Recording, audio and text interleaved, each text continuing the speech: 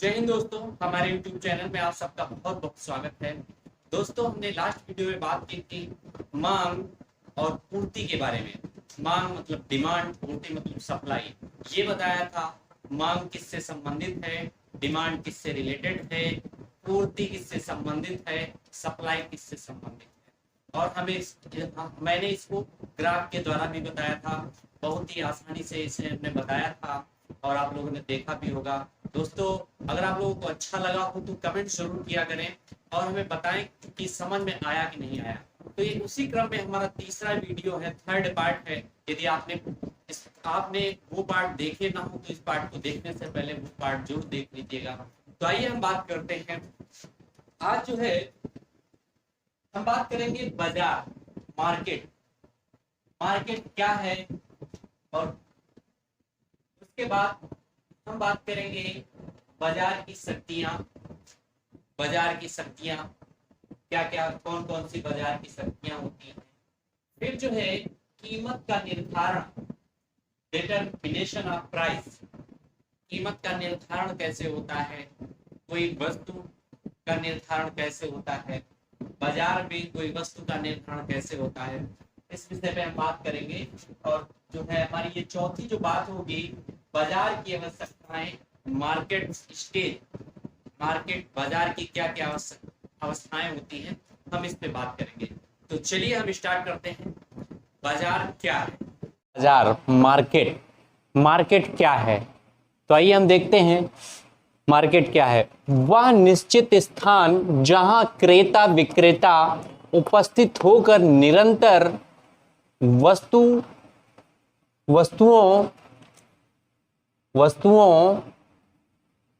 सेवाओं को खरीदे बेचे। मतलब वह निश्चित स्थान जहां पे खरीदार और बेचने वाला दोनों उपस्थित होकर वस्तुओं और सेवाओं को खरीदे और बेचे, वह जो है बाजार है, मार्केट है। निश्चित स्थान मतलब एक उसकी जगह भी होनी चाहिए, निश्चित जगह भी होनी चाहिए और एक समय भी होना चाहिए और वो क्रिया निरंतर भी होनी चाहिए। जब ये तीनों चीजें होंगी तो वो होगा बाजार या मार्केट। जैसे आपने देखा होगा आपके आसपास में लोकल मार्केट लगती हैं, वो निश्चित जगह पे लगती हैं, निश्चित समय पे लगती हैं और लगातार लगती हैं। लगातार का मतलब है अगर जो मार्केट जो है सोमवार को लगती है तो वो सोमवार को लगेगी, ये 2 दिन लगती है तो 2 दिन लगेगी, ऐसे लगेगी, है ना। और वहां पे बायर एंड सेलर मतलब खरीददार और बेचने वाला दोनों उपस्थित होकर अपनी वस्तुओं को खरीदते और बेचते हैं। तो वो क्या है, वो जो है एक मार्केट है, बाजार है।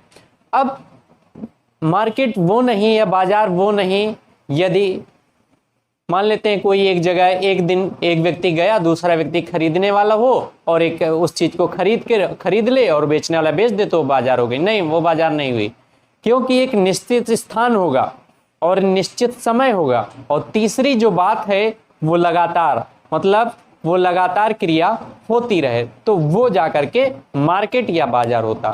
तो उम्मीद है आप लोगों को समझ में आया होगा। और ओके, एक उदाहरण और देखते हैं। जैसे आपके आसपास लोकल मार्केट लगती है ना, तो वो जो है आपके आसपास मान लेते हैं हमारे यहाँ सोमवार को लगती है, सोमवार को और शनिवार को लगती है। तो ये जो है एक स्थान पे लगती है, एक जगह है, और सोमवार शनिवार को एक टाइम भी है, उस टाइम पे हम लोग जा करके सामान खरीदते हैं।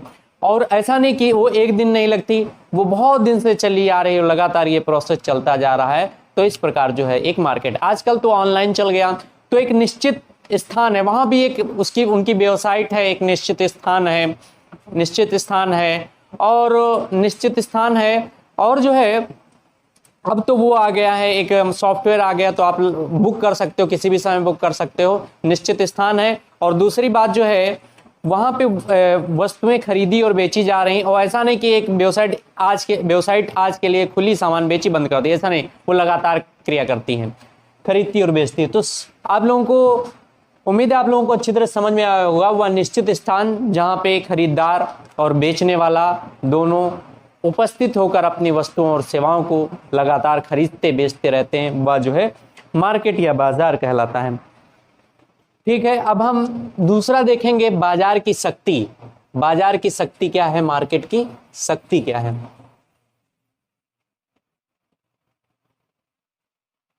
बाजार की शक्ति क्या है, शक्तियां क्या हैं।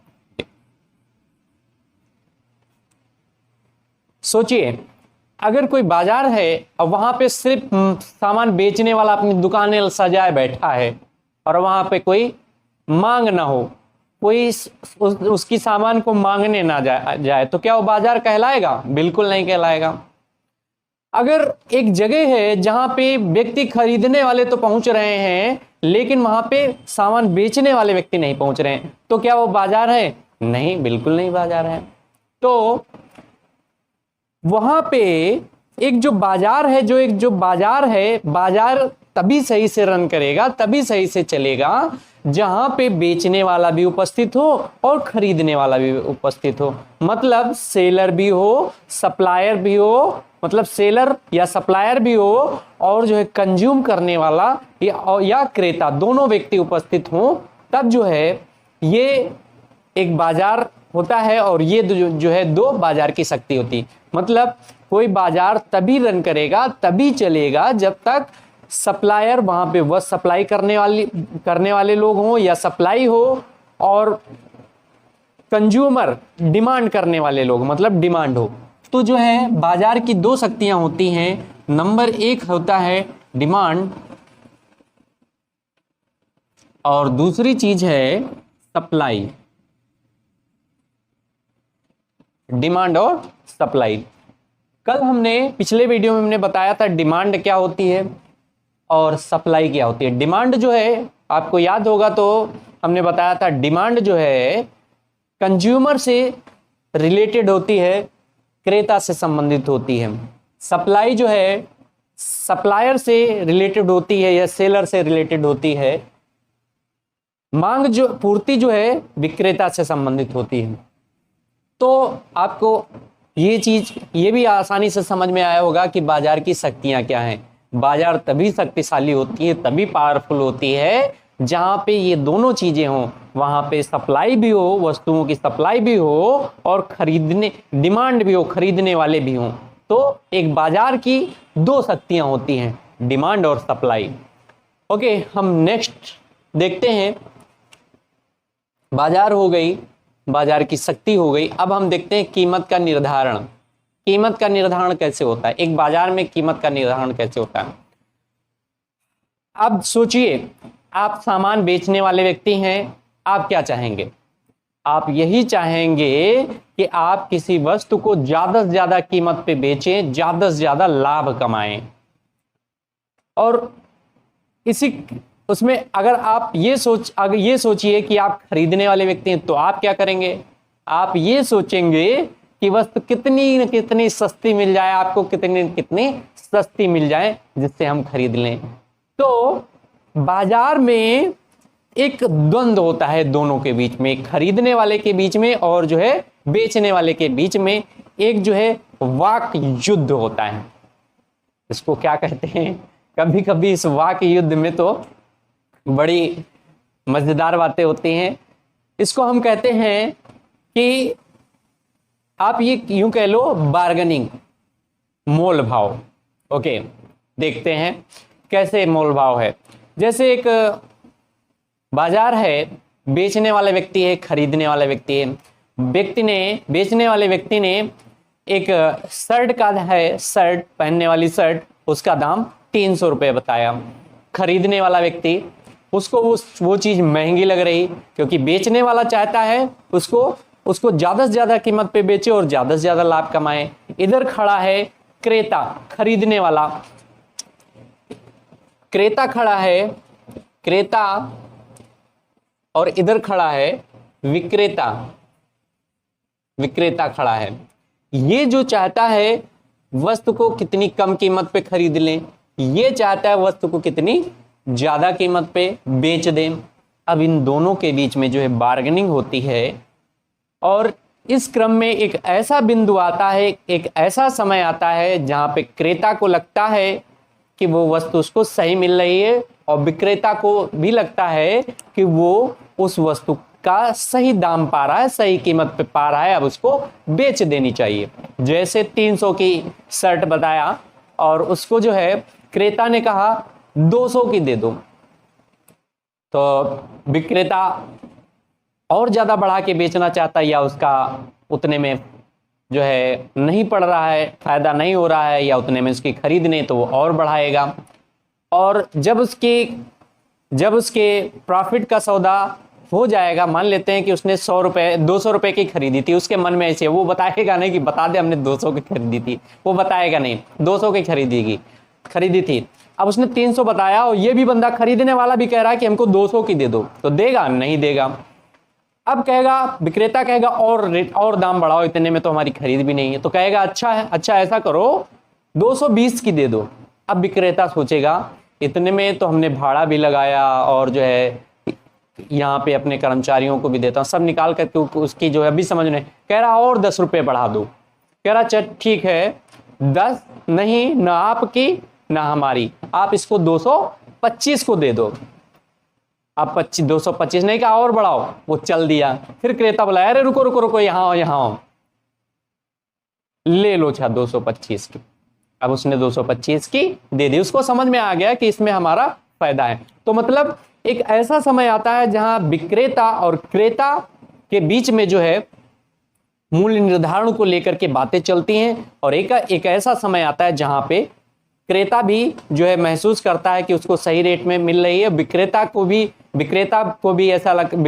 भी इस बात से निश्चित होता है कि ये उसके प्रॉफिट का सौदा है या उसके व्यवसाय के लिए ये अच्छा है, उस बिंदु पर वो दे देता है।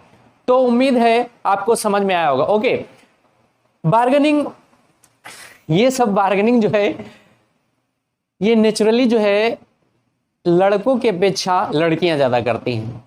अब कोई लड़के भी आजकल हो गए हैं, लेकिन लड़कियां भी ज्यादा करती हैं, इन चीजों में माहिर भी होती हैं और करना भी चाहिए। कभी कभी कुछ तो लड़कियां ऐसी हैं कि जो है जब तक वो किसी वस्तु का दाम कम नहीं करा लेंगी तो चली आएंगी, मतलब घर ही से सोच के जाएंगे कि हमको जो है कि इसकी कीमत कम करानी, डिस्काउंट लेना है। कभी कभी आजकल तो ऐसा होता है ना, 200 बताए 200 का दिया होगा मतलब उनका मन नहीं मानेगा, वो 10-20 रुपए कम जरूर करा लेंगी। या जो है कोई लड़कियां तो ऐसी हैं आधे रेट बताती हैं और उसी हिसाब से ये लोग बेचने वाले भी चालू हैं। वो उस वस्तु का कीमत जो है दुगना तिगना जाके बताते हैं और उसी हिसाब से वो जो है कम कर देती है। मान लेते हैं 200 रुपए की वस्तु 500 रुपए की बताएं। अब लड़कियां भी बहुत चकड़, वो जानती हैं यहाँ पे मोल भाव ज्यादा होता है, तो वो 200 रुपए की वस्तु कहेंगी, ये जो है नहीं 100 रुपए की, और ऐसा बता देंगी कि अभी उस दुकान पे गए थे वहां तो ये 150 की हमका मिल गए, भले उनका ना मिली हुए। ओके, ये एक बात होती है, ये एक बिंदु होता है जहां पे क्रेता भी संतुष्ट होता है और विक्रेता भी संतुष्ट होता है। आइए हम देखते हैं ग्राफ के द्वारा इसको। जैसे हमने देखा था, ये मांग का जो है हमारा ग्राफ था, डिमांड का ग्राफ था। प्राइस बढ़ा, प्राइस बढ़ा, डिमांड घटी, मतलब ये डिमांड थी और ये प्राइस था, मतलब प्राइस बढ़ा डिमांड घटी। प्राइस सामान्य, प्राइस घटा तो डिमांड बढ़ी। देखो डिमांड मान लिया, प्राइस बढ़ा तो डिमांड घटी, प्राइस घटा तो डिमांड बढ़ी, यहां से, ठीक है। और ये हमने बताया था सप्लाई का, मतलब सप्लाई जो है बढ़ी तो मांग भी बढ़ी, मूल्य बढ़ा, कीमत बढ़ी तो सप्लाई भी बढ़ी, और कीमत घटी तो सप्लाई भी घटी। सप्लाई का संबंध जो है प्रोड्यूसर से होता है, सप्लायर से होता है। जैसे हमने एक उदाहरण दिया था कि अगर गन्ना बोने वाला, गन्ना का दाम महंगा हो गया तो वो क्या करेगा, वो ज्यादा कीमत पे, मतलब ज्यादा और बोएगा, उत्साहित होगा तो और बोएगा। और जैसे एक व्यक्ति की वस्तु ज्यादा महंगी कीमत पे बिक रही, ज्यादा लाभ कमा रहा, तो और वस्तु खरीद के लाएगा और बेचने की कोशिश करेगा, है ना। तो मतलब और सप्लाई करेगा, मतलब कीमत बढ़ी तो वो सप्लाई अपनी बढ़ा रहा, उसको ज्यादा प्रॉफिट हो रहा तो अपनी सप्लाई बढ़ा रहा। यहां पे क्या होगा, ये डिमांड और सप्लाई, जब जो है डिमांड मतलब ये है, ये किससे, ये कंज्यूमर से रिलेटेड है और ये किससे, सप्लायर से रिलेटेड है। दोनों ने बातें की और एक ऐसा मूल्य आया, जैसे मान लिया उसने बात की 300 की, सप्लायर ने बात की और क्रेता ने बात की थी 200 की, और अंततः वो कीमत जाकर के 225 में तय हो गई थी। 225 में वो वस्तु तय हो गई थी। तो इस तरह जो है एक मार्केट में कीमत का निर्धारण होता है, जहां पे सप्लायर और कंज्यूमर दोनों जो है बात करते हैं।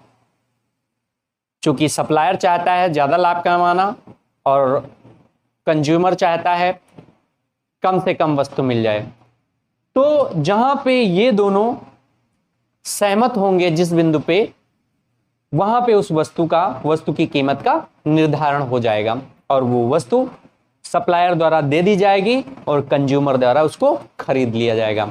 उम्मीद है दोस्तों ये पॉइंट भी से ये बात भी समझ में आई होगी कीमत का निर्धारण कैसे होता है। अगली हम बात करते हैं बाजार की दशाएं, स्टेज ऑफ मार्केट या मार्केट स्टेज।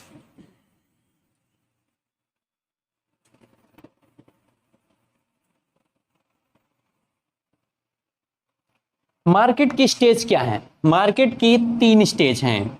नंबर 1 संतुलित या संतुलन बाजार, दूसरा क्रेताधिकार बाजार, तीसरा विक्रेता अधिकार बाजार। संतुलन बाजार या संतुलित बाजार किसे कहते हैं? जहां पे डिमांड और सप्लाई बराबर हो, मतलब ऐसा बिंदु जितनी मांग हो उतनी ही सप्लाई हो। आपने देखा होगा कि जहां पे जितनी डिमांड होती है, मतलब एक बाजार है, जिस हिसाब से वहां पे लोग खरीदने वाले आते हैं उसी हिसाब से वो लोग वस्तु भी बेचने लेके आते हैं। तो ऐसी दशा में क्या होता है, खरीदने वाला भी संतुष्ट होता है और बेचने वाला भी संतुष्ट होता है अपने उस भाव से, और क्रेता भी, सप्लायर भी अपने उस बेचने वाले दाम से, और खरीदने वाले दाम से, और विक्रेता भी अपने बेचने वाले दाम से। तो इसमें दोनों जो है संतुष्ट होते हैं। इसमें दोनों को फायदा होता है, क्रेता को भी फायदा होता है, विक्रेता को भी फायदा होता है। आप लोगों को पता भी होगा अपने आसपास की ऐसी मार्केट होंगी जहां पे सामान अच्छी कीमत में मिलता होगा, मतलब जो एक खरीदने वाला हो उसको लगता है कि हाँ इसकी कीमत सही है, ऐसे मार्केट होंगे। कुछ मार्केट ऐसे भी होंगे जहां पे आपको लगता होगा कि यहाँ पे भाई बहुत ज्यादा कीमत है, बहुत ज्यादा महंगे मार्केट हैं, आपको ऐसा लगता होगा। तो जो है ये कुछ जो है क्वालिटी पे होते हैं, मैं क्वालिटी की बात नहीं कर रहा हूं, एक सामान्य बात कर रहा हूं, जहां पे मांगने वाले मतलब डिमांड करने वाले भी उतने हों जितने सप्लाई करने वाले, मतलब जितनी वस्तु मांगी जाए उतनी वस्तु बेची जाए। तो यहाँ पे खरीदने वाला और बेचने वाला दोनों संतुष्ट होता है। यहाँ पे क्रेताधिकार बाजार, मतलब आपने इस शब्द को देखा, क्रेताधिकार मतलब क्रेता का अधिकार हो, जहां पे खरीदने वाले का अधिकार हो। तो खरीदने वाले का अधिकार हो मतलब यहाँ पे लिखा क्रेताधिकार, मतलब वो पावरफुल होगा। तो पावरफुल होगा मतलब यहां पे डिमांड कम होगी, मांग कम होगी, और सप्लाई जो क्या है ज्यादा होगी। यहां पे डिमांड बराबर है और सप्लाई बराबर, यहां पे डिमांड कम है और सप्लाई क्या है, ज्यादा है। जैसे एक बाजार में, एक मार्केट में, आप यूं सोचिए कि आपके पास में मार्केट है जो है, ओके, कोई मार्केट है आपके पास, आलू की मार्केट है। तो क्या हुआ एक दिन कि आपने देखा कि बेचने, बहुत सारा मार्केट में आलू लगा है, उस हिसाब से खरीदने वाला नहीं है। तो वहां पे क्या होगा, एक खरीदने वाले व्यक्ति जाएगा, पूछेगा आलू कितना, क्या रेट है, और फिर वो दूसरे बार कम करवाएगा, वहां से नहीं सही मिलेगा, दूसरे पे चला जाएगा, ठीक है, क्योंकि बहुत सारे लगे हैं, अच्छे अच्छे लगे हैं, दूसरे पे चला जाएगा और वो हर जगह कम कराने की कोशिश करेगा, जहां पे उसको सबसे कम मिलेगा वहीं पे खरीद लेगा।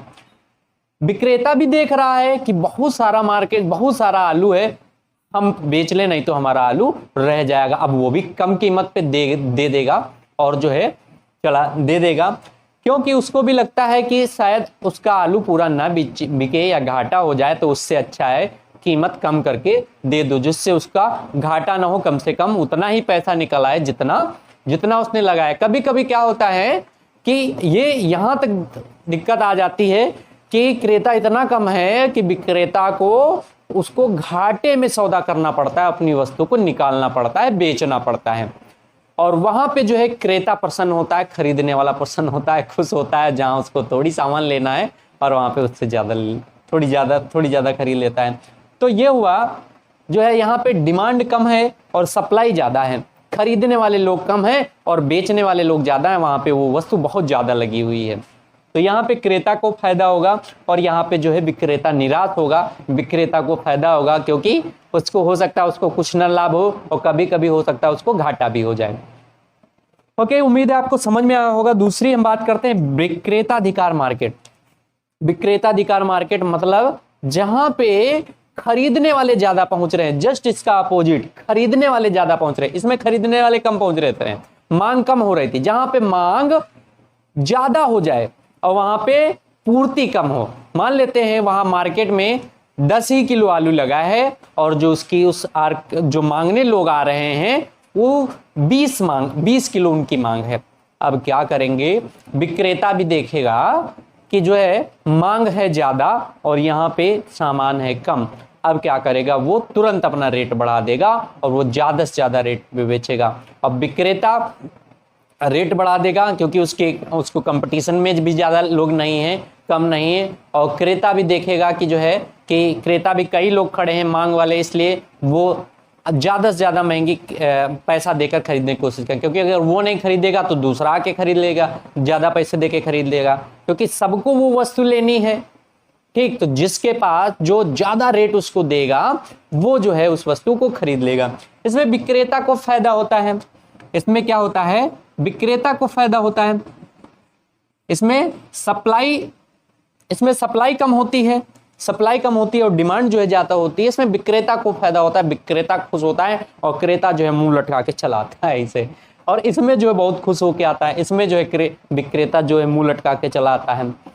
तो दोस्तों, उम्मीद है आज के ये जितनी चीजें हैं जो हमने पढ़ाया वो आपको समझ में आया होगा। और दोस्तों, यदि आपको समझ में आया हो तो आप इसे लाइक करें और कमेंट्स करें कि आपको कैसा लगा या आप